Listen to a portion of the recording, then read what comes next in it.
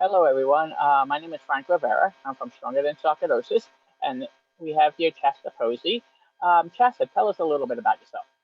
Hi, everybody. I'm Chasta Posey, a native of Greenville, South Carolina. And Frank and I met through the Foundation for No, we didn't. Yeah, We well, met kind of. before that Yeah, because we did our own congressional briefing yeah, which they were before there at. they were there, but Yeah, we did our own. Okay, yeah. So Frank and I met 7 years ago, I want yeah. to say 7 years ago. Hmm. So Frank and I have known each other for 7 years because we both have this crazy illness called sarcoidosis. I've been dealing with it since 2005, 16 years in, knocking on the door of 17 years. So what doctors seem as longevity in this disease, um, I'm thankful to, still be able to navigate through. I have sarcoidosis in just about every major organ in my body. The only thing that's not affected majorly is my liver and my neural system. I am a patient advocate, patient navigator. I'm a peer mentor, and I sit on the Women of Color Committee for the Foundation for Sarcoidosis Research. Yeah, I'm congratulations. also a part of a couple of different organizations throughout the state of South Carolina. And yeah, I think that's the Okay. short resume that I have. My Yeah, resume isn't as long as Frank's, but yeah,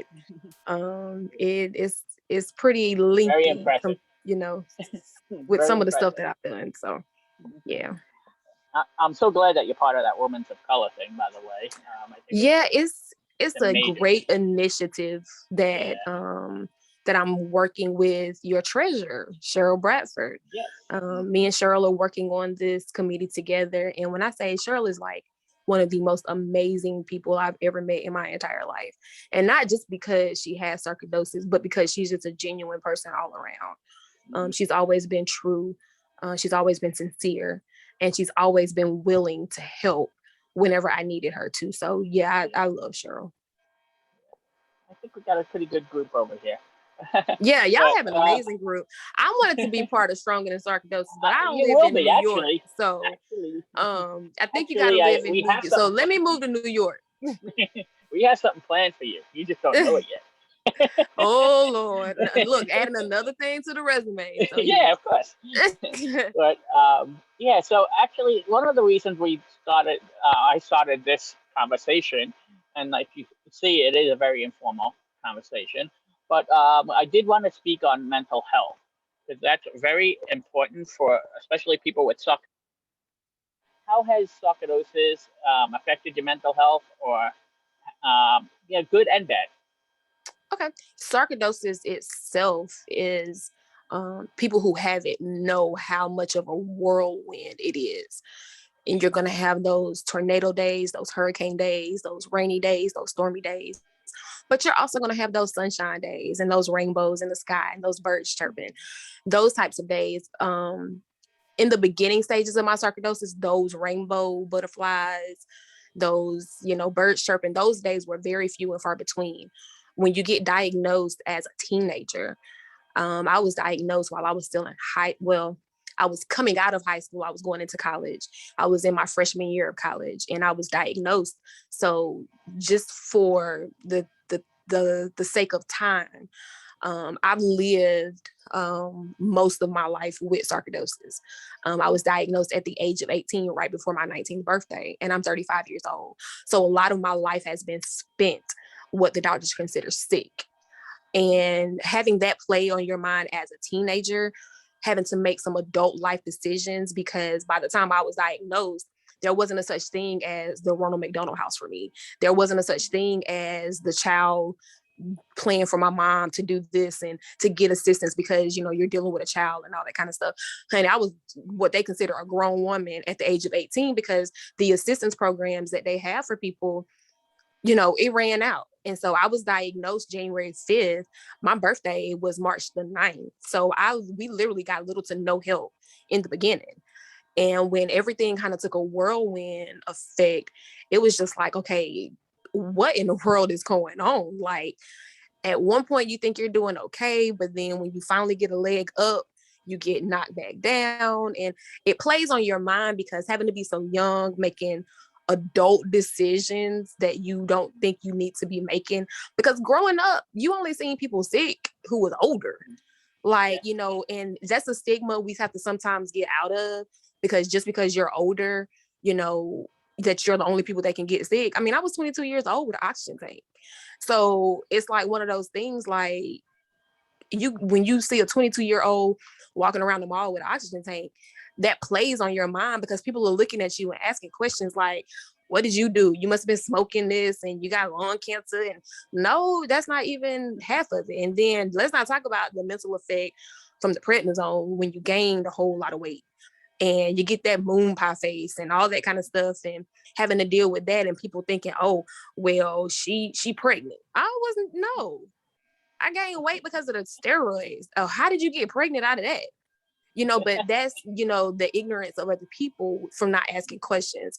So basically the mental health aspect of sarcoidosis is it just adds another layer onto life, and having to navigate through life while handling an illness and a disease that, you know, do we know if it's terminal or not? Do we know if I can live or not? Is there proper treatment? And 16 years ago, the only thing they were giving people was prednisone. They were loading everybody down with prednisone and Imuran. And the Imuran didn't do nothing for me. So 60, 80 milligrams of prednisone, eating everybody out of house and home, attitude all jacked up and all that kind of stuff. And I'm still feeling some of the effects of relationships from the mood changes that the prednisone happened. And it wasn't me, it was the medicine and stuff like that. So it definitely plays a part mentally, because you literally have to will yourself to try to be as normal as possible. And I'm just at that point now to where normal ain't who I am. I'm not normal no more. So yeah. Yes. So how, like, when you do get the, you know, the anxieties and the depressions, what do you usually do to try to either fight it or figure it out? I try to find those things that make me happy and do those things and participate in activities that, you know, just make me happy. I love ice cream. Ice cream makes me happy. So if I can get my hands on some ice cream real quick, I'm the happiest person in the world. You know, a lot of people know that about me. And if anybody knows me, they know I'm this big. And me eating ice cream, if anybody's ever seen me eat, a lot of people are just like, where do you put it? You know, and stuff like that. So it's just, I try to find those things that make me happy, that put a smile on my face, even if it's for a moment, for just a little brief moment. And I tell people, a lot of people in the foundation, they say, well, one thing Chasta is going to tell you to do, therapy and self-care. Those are the two things that I preach on all the time to anybody new that's coming into the foundation, because at the end of the day, while we're doing the work, people sometimes forget that we're still the patient and stuff like that. So we're still dealing with everyday life and everything like that. So, you know, I try to do those things that make me happy. I try to be around those people that make me happy. I try not to be around people who enable my depression, who enable my anxiety. I try to be around people who lift me up. And in that, you know, that sometimes gives me that push that I need to keep going and stuff like that. So, you know, and I tell anybody, get you a therapist, because that therapist can sometimes pull stuff out of you that the people around you can't, because they've been trained and they've been licensed to do those things. So yeah, find something that makes you happy, find that will, that reason to live, that will to push forward, whatever you got to do. Yeah. Yeah. And I always say that you can't do this yourself. Right. You can't fight this disease yourself. There's just no way to fight the mental and the physical part yourself, and try to and make, you know, make good of yourself at this point. But who do you usually go to? Who's your go-to people? Whether it be, like you said, a therapist and or somebody else, or I have I have different people for different needs. So it just depends on what the need is. My therapist is always probably more than one of the first persons I always go to. If it's something that I feel like I can't fix on my own and the people around me can't fix it, then I'm definitely calling my therapist. I think people have the stigma of, if you have a therapist, you're crazy. And my thing is, if you don't have one, you're crazy. And so, and stuff like that. But I do have, I have friends, and I have, females and males in my life who mentor me into, a better attitude about things. And those people based on the need I have in my life at that moment, because everybody in your life serves a different need, and all that kind of stuff. And I told somebody earlier today, and you said it perfectly, you can't do this alone, but you need somebody. Everybody needs somebody. I don't care what nobody say. Everybody needs somebody, because your eyes can't do what your ears do, and your mouth can't do what your nose does. So if you're trying to get your eyes to talk and your mouth to see, it's not going to work. Everybody needs somebody, and every part of that body plays a different role. So if I know my ears are there to hear, sometimes I need to close my mouth. And stuff like that. So, you have to make sure every part is working right. So that's why you need different people in your life for different reasons and all that kind of stuff like that. So, I have people around me who mentor me and who I call them get me in check. Yeah, I was just going to say, you actually also need somebody that's going to, when you're wallowing, and it's okay to be upset, and that's okay. Right. But I mean, there's a difference between upset and wallowing, and you're just keeping yourself in that point. It just doesn't, it's not good for your body to be upset so often and all the time. Do you have that person who just, will kick you in the butt or something that says, kick you in the butt? I call them fire starters. They start that fire up under your behind. Yeah. Mm-hmm. Yeah. I always, my wife is, she, as you know, Diana, she's always there, but she's also there when I'm like, all right, I'm like laying in bed for 4 days, and she's like, really, come on now. Yeah, it's time to get up, Frank. Yeah. So yeah, I just think that it's always nice to have that one, at least one, if not more, people that are real people, because I don't like yes people. Absolutely, because I'm not a yes person. I'm not gonna tell you yes all the time. So just because it's something that you want to do or something you feel like you'll benefit from it, and it's not good for you, and that's why I say you need to definitely be connected to the right people. Because those people who are always telling you yes, yes, yes, yes, yes, they're benefit and they're a liability. They're not an asset to your life. Yeah. What would you say to somebody who's a new patient who is like their family don't believe them or their friends don't believe them? What would you tell them? And see, that's kind of like a toughie for me, because when I was newly diagnosed, my family and friends, we've never heard of it anyway. So now that it's becoming more common, a lot of people are just like, well, my family don't believe I have this or I have that. And I think when you allow your family in to walk the journey with you, you allow your family and friends to walk the journey with you. I tell everybody, document everything, have a journal. And if you're not feeling well on Monday, write it down. What are your symptoms? How are you feeling? And then, because you can also share it with your doctor at the same time. Same thing for Tuesday. If you wake up happy on Tuesday, this is how I feel. Then Wednesday, how are you feeling? Thursday, how are you feeling? And if you document it and you allow your family and friends in on the journey with you, it becomes more believable.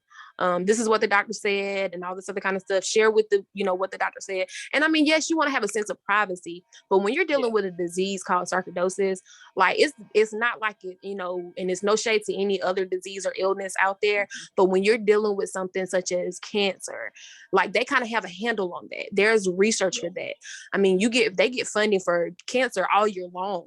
Like people are always donating and stuff like that, but we have to work that much more harder for the research, and we have to work that much more harder to get people to believe and understand what we go through.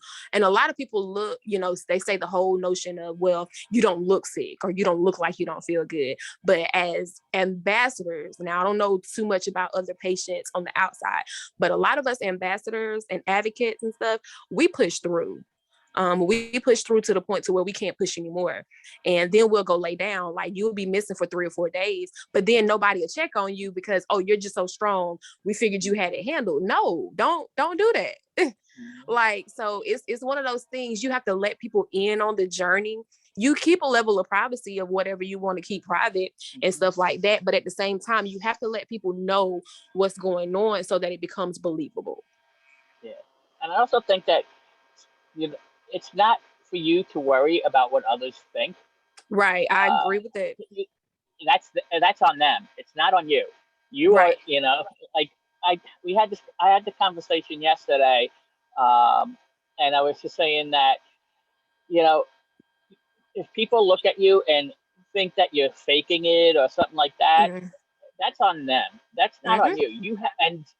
And if you're embarrassed or ashamed about this disease, then that's on you. Yeah, That is on you because that's definitely on you. because you didn't ask for the disease. It's not like you gave yourself this disease. So don't be embarrassed. It's just something Right. that happened to you and not something you did. And Right. so we were And talking I about think that that's why it's actually. important to be connected with groups, Hmm. like the Sarcoidosis National Online Support Group, different support groups in every state and county and stuff like that. It's beneficial to be connected to those type of groups, because those type of groups give you that release and that relief that, okay, I'm not as crazy as people are trying to make me out to be. Let them think what they want to think. Now, that part is not going to be easy, because in the beginning, it was like, well, y'all can't see that I'm really struggling? Like, I'm on oxygen. Do you not believe that I'm struggling right now? Yeah. And stuff like that. Like, you know, you have to get to that point to where you're just like, okay, this is where we are.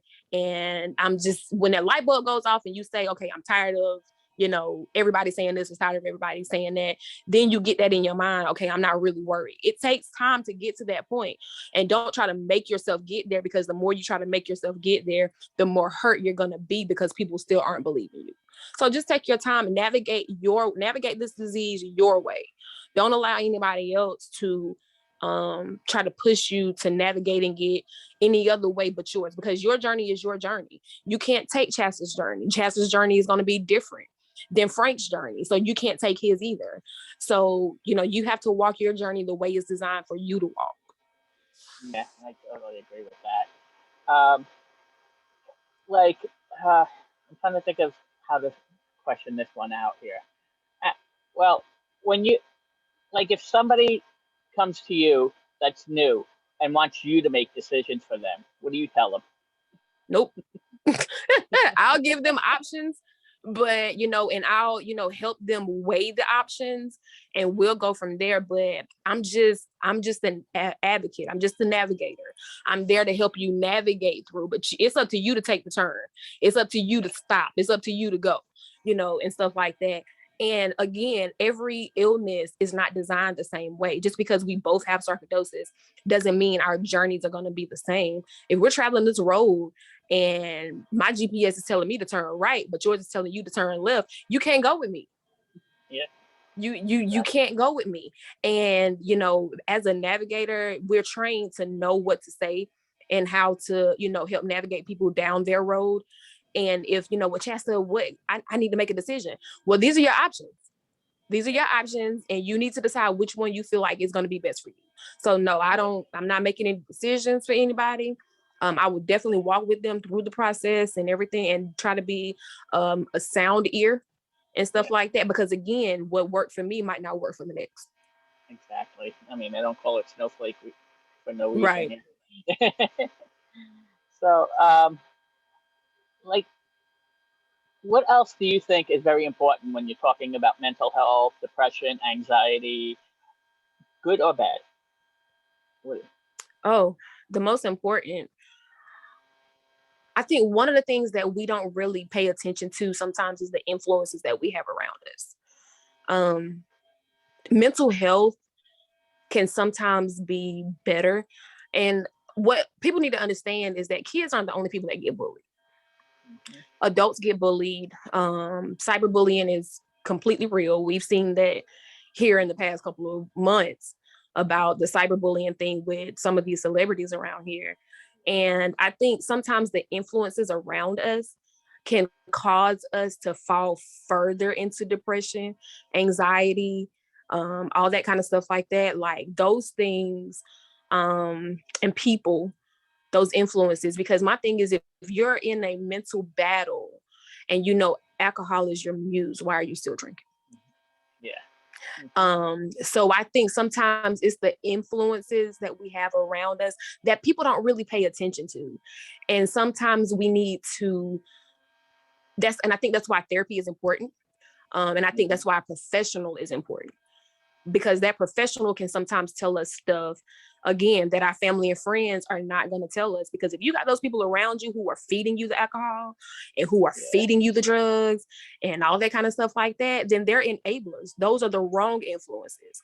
But then on the flip side to the influence, you need to surround yourself around those people who are going to pull the bottle away from you and pull you out of bed. Get up, clean your house up, make the bed up, take that load of laundry that's been in that dryer for 2 weeks, take it on out, you know, and all that kind of stuff like that. Like, those are the people you need around you to kind of help push. Now, I'm not saying you just need to wallow because you know you can. You still need to be self-sufficient in your own mental health care. You have to be. But sometimes those influences around us can be good or they can be bad. Yeah, my doctor, and he's a sarcoidosis doctor, specialist. Yeah, I've said this many times, is that even him, he even said that our disease, more than most diseases, is 90% mental and 10% physical. He goes, we only have certain amount of medicines that we can give you. Mm-hmm. So it's really up to your brain to tell you, all right, what are you going to do about this? Are you just going to sit here and, like I always say, roll up in a ball, or are you going to go fight? And he always used that was like one of the very first things he told me, and it's always been in my head. And especially when you have a doctor who thinks about just medicine, it was nice to hear that, it actually woke me up. So it's like, okay, all right, I really need to, and and it's all about being proactive in your own care, being your own advocate. I preach that so much with incoming patients, incoming ambassadors and advocates and stuff like that. Like, you have to be your own advocate, because nobody can advocate for you better than you, because nobody knows what you're dealing with when you're at home by yourself and you're banging your head up against the wall trying to figure life out. Nobody knows. You have to be your own advocate. There's so many mental health avenues. There are so many more mental health avenues now than when I first got diagnosed. Like, it's so much out there. And sometimes people just don't. I'm more so on the fact of believing that a lot of people don't want help. Yeah. I'm at that point. People don't want help. Yeah. But the thing is it was ingrained in a lot of cultures that, especially for men, men, you're big and strong, you don't cry. Men, real men don't cry.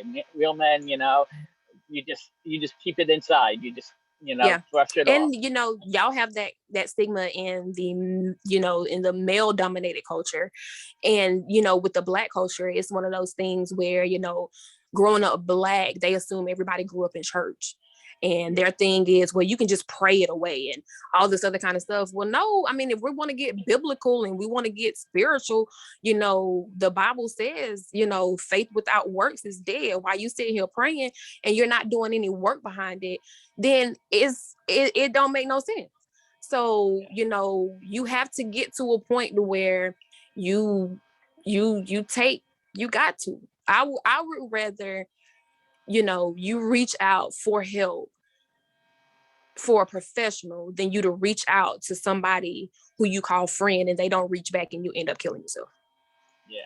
And my thing is, I always try to make it to where I'm accessible to my friends and stuff like that, because I'm not gonna say a lot, some people around me are just at that notion where, Chasta, you're just so strong, you're this, you're that, and all that kind of stuff like that. But they don't see the times where I'm in my bedroom and I have to cry myself to sleep because I'm so tired, I'm so exhausted, because I keep trying to push myself and stuff like that, and trying to be that strong person that everybody sees. That's not easy. That's not easy, because and people need to understand, like, you have to sometimes sit at your kitchen table and make some of those life decisions that are hard. Are we buying groceries this week? Are we paying a phone bill? Can we put something on the light bill? Can we pay the water bill in full? People don't understand. Those are the things that cause those mental health battles to start, because you stress. And it's easy for somebody to say, well, don't stress. But when life is coming at you, the way it comes at a lot of us, because it's like we're living two lives. We're living a sick life, but then we have to live the life of every day. We still have the struggles of every day, but then you want to add an illness that's going to set you back 10 steps.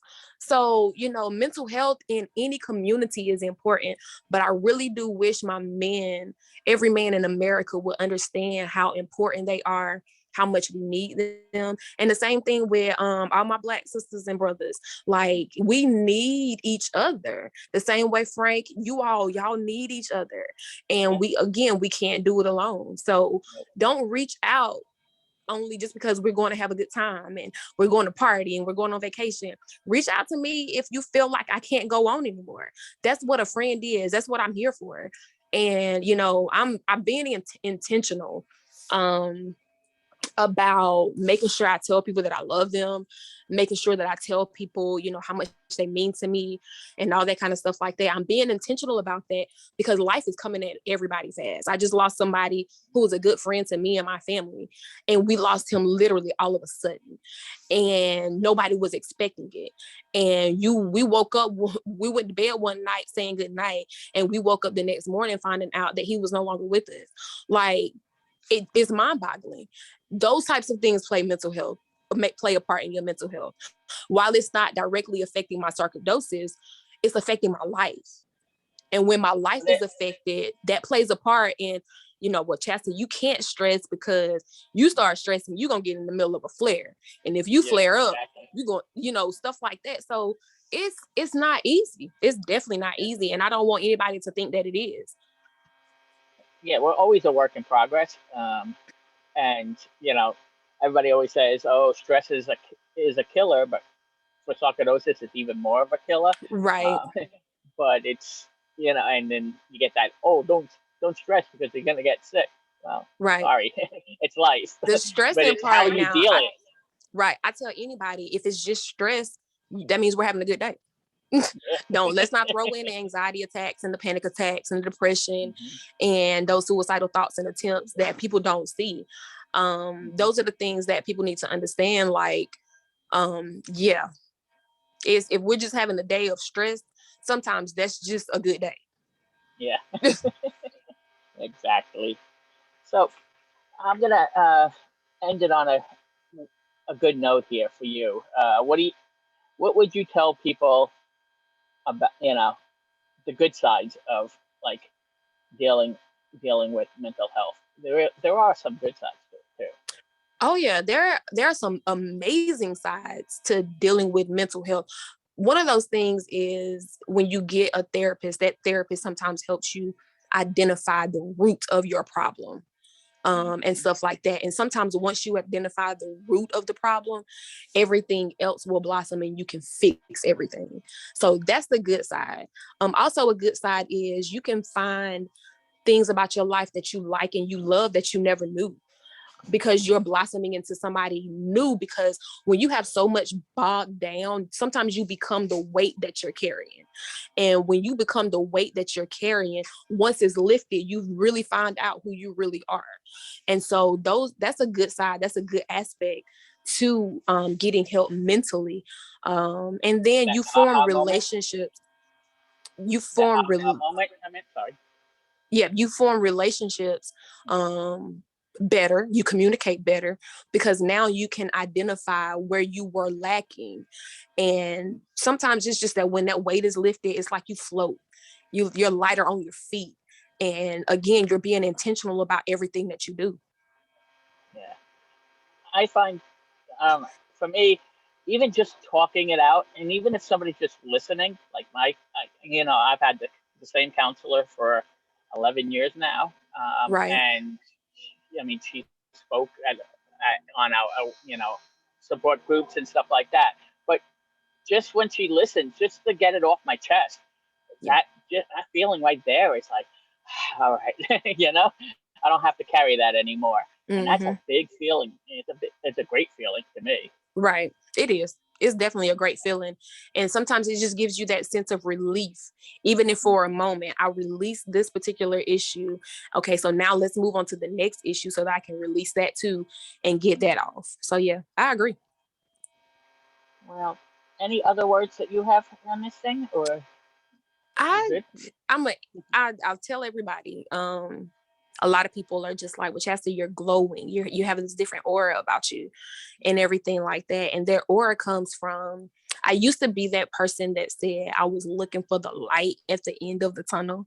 I used to be that person, like, oh, if I could just make it to the light, it's at the end of the tunnel. But I had to quickly realize that everything that I was looking for was always inside me. That light that was inside of me, it was just the people and things around me that was dimming that light. Again, that weight was pushing me down so far and covering up that light that I couldn't see it. And when I started to move those things out of the way, and I realized the light that I was searching for outside was in me the whole entire time. And everything that you need to be a better person, to be a better patient, to be a better advocate, to be a better ambassador, to be a better committee member, everything that you need is inside of you. All you have to do is move everything else out the way, seek within yourself, and let your light shine so bright that nobody else can dim it. Well, that's why I knew I had to have you on this thing. So inspirational. Like, person, I knew I had to get on here to talk about this mental health. It's such a big, as you can see what's going on TV, and with athletes, with celebrities. You can see it, and with COVID. COVID Oh yeah. itself, put a lot of strain on a lot of mental health issues. Yeah. So And I think with the athletes and the celebrities and the professional athletes and stuff like that, I mhm, think sometimes we give them too much power. They're still yeah, human. We give them entirely too much power. And we put, and not everybody, but sometimes people put stigmas on these people that they're greater than any other human being. While they may be better at me with a sport or anything like that, they still put their pants on one leg at a time and stuff like that. exactly. And they still have struggles like, anybody else. Their struggles may be a little magnified, because they Mhm. have a little bit more money and a little bit more notoriety. But at the end of the day, when you cut them, they still gonna bleed red. When they go into the ground, they still going 6 feet deep. That hole is still gonna be the same size. So I think sometimes we need to stop putting so much, stop giving them so much power and realize they're still human. Yeah, they excel at what they do, and everything like that. But they mess up. They, you know, and then we want to have this whole cancel culture thing and all that kind of stuff like that. If we never gave them the power, we wouldn't have to cancel them, right? Yeah, exactly. So, My thing is I like, think, yeah, I think that with like, especially like what's going on with athletes now, and then of course, you have the online people that are saying, just push through it, da da da da. You first of all, you never stepped in their shoes. First of all, we right, don't know what they're thinking. Well, just like nobody knows what I'm thinking when I'm dealing with this disease. That's first of all. Second of all, like you said, they are people. I mean, you have Simone Biles. She's 23 years old, and you're expecting her to run the world, basically. yeah. And you know, and then they say they're weak if they actually point it out. I'm like, are you kidding me? She's strong for pointing that out Well, because and that, because nobody else I would. wanna ask somebody, I want to ask somebody so bad. You want people to push until they can't push anymore. But when they can't push anymore, now you're calling them a coward? Yeah. Like, I don't understand. Make that make sense to me. You want me to push beyond my limit. But when I get to that limit and I can't push anymore, now I'm the laughing stock of America. I don't think Yeah. that's fair. I don't, Yeah. and anybody can apply that in their daily life. You do so much for your family and your friends until you can't do anymore. And then when you need them, they're not there for you. At some point, again, like we said earlier, you have to realize when it's time for you to take care of you, and you have to drown the noise out. You have to drown the noise completely out. I just thought of one other question I really wanted to ask you is Go ahead. how did you get to the point where you could say no to things? That I knew that was going to be a fun one. whoo, we don't have time. I mean, I'm just kidding. But I got to that point when I realized that the people I was saying yes to wouldn't blink an eye and say yes to me. And my feelings were getting hurt. people that I would do anything for, that I would make sacrifices for, those people wouldn't do the same thing for me. So it got to the point to where when Chasta started saying no, they started feeling some type of way. At first I was affected by it, but then I got to the point where it was like, I really don't care, because at the end of the day, when I needed you, you were not there for me. So when you get to that point and you see those people who you would say yes to, and they're going to say no to you, I can't remember. I'm using an analogy on Facebook one time, and I think I said, stop swimming oceans for people who wouldn't jump a puddle for you, or something like that. Like, you have to stop, because you're sitting here drowning in everything that you're doing for all these other people, but they won't even jump over a puddle to even look your way. Like, no, you got to stop that. You got to stop. And once you get tired, you'll realize when you're tired, that light bulb will go off and you'll be like, okay, I get it now. I really do get it now. No, it's so easy for me to say now. And I'm happy to say it to anybody, regardless of who it is. And don't feel bad about saying no. Right. Please don't feel bad. I asked that question.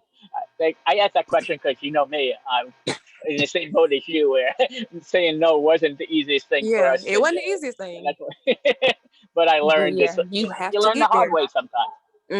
And the hard way is gonna be you falling on your behind 4 or 5 times, and they say a hard head make a soft behind. We're gonna see how soft it is. And nobody, and the thing is like when you fall, and those same people, like you said, aren't there to help you. Yeah, because when you fall, they're not there. They're not there to pick you up. They're not there falling with you. They're not going to be that cushion for you to fall on. So you have to stop falling for people who are not willing to carry you or pick you up. Yeah. All right. On that note, I think we leave it on that one. I think that's actually a good note to leave it on. I'd like to thank you for being on this. I know a lot of the questions, like I said, it was very informal, so I like that idea of it. So we can just have a conversation. This, like I said, this is our 1-year anniversary for Stronger Than Sarcoidosis. Happy anniversary! I know. As some people on my board are calling it Strongiversary. Right, Strongiversary. I still haven't gotten to that point yet. I'm trying, but I'm getting there. But yeah, so, and we do have a lot of things planned. Go on strongerthansarcoidosis.org. Okay. If you go on the event page, there's the whole month is pretty much full. Well, it's a couple of those things I'm doing with y'all. Yeah, you're part of it. Yeah. You'll see me again. So we're gonna, so it'll be quite interesting. And I think some of these things are gonna keep on going. I don't think this is Mental Health Monday. We're gonna still have conversations. And I'm hoping, you and I are going to start interviewing more people and just getting a real feel. Get a real feel for people. And really feel where they're at. And let them know that it's okay to be where they're at. Right. But it's a lot of people who have stories who may not have the platform. Yeah. So exactly. I want to reach out to people that we haven't spoken to that often. Right. Because I think they're the ones. That's what, not to brag, but that's why I did the billboard when I did the billboard. Oh yeah. It's because let them have the word. Let people have their words. I always say you can't have one face of sarcoidosis. You need 100,000, 200,000. That's how many people have sarcoidosis. They all should be a face of sarcoidosis. Absolutely. All right. So thanks again, and I will talk to you soon. All right.